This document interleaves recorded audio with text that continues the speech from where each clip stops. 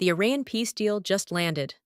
Over the weekend, futures are ripping, oil is tanking, gold is up, and FOMC with a new Fed chair is 72 hours away.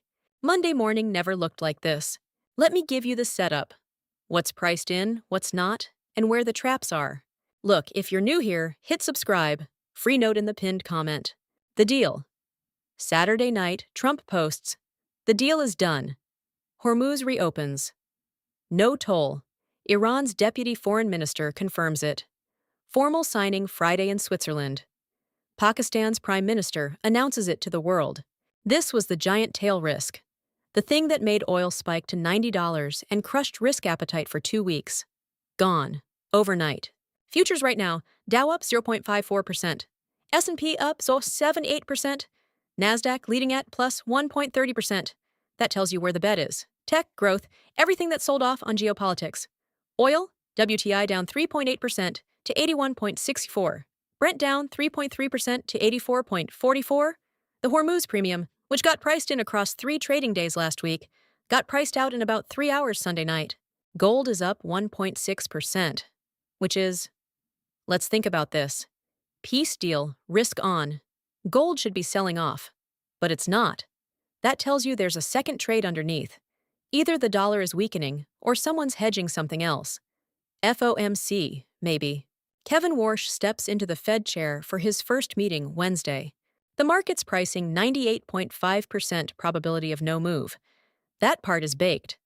What's not baked is the dot plot, the language, the tone at the press conference. Warsh is unknown. First meeting, first statement. First time the market hears him speak in this role. Nobody knows if he's dovish, hawkish, or somewhere nobody's mapped yet. And here's the thing. Warsh might reform the Fed's communication, shorten the statement, kill the dot plot, reduce the pressers. These aren't rumors. They're being discussed by former Fed officials. If he signals structural change, Wednesday isn't just a rate decision, it's a regime change. SPCX.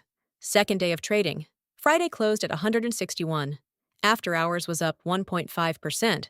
And now Monday opens with an Iran peace deal lifting the entire risk complex. SpaceX also has Elon Musk officially becoming the world's first trillionaire this weekend.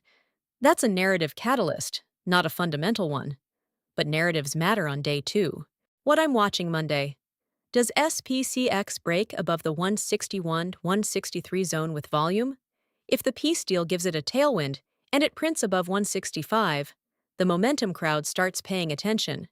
If it stalls at 161 despite the good news, that's a warning.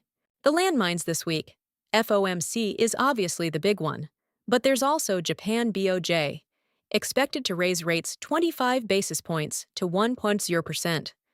First hike to 1% in 31 years. That's a global liquidity signal. UK, Sweden, Switzerland all have rate decisions too. It's a central bank super week. And Friday is Juneteenth. Markets closed. So the week is compressed. 4 trading days to process a peace deal, a new Fed chair, and a BOJ hike. One question. This peace deal. Buy the news or is the rally already priced?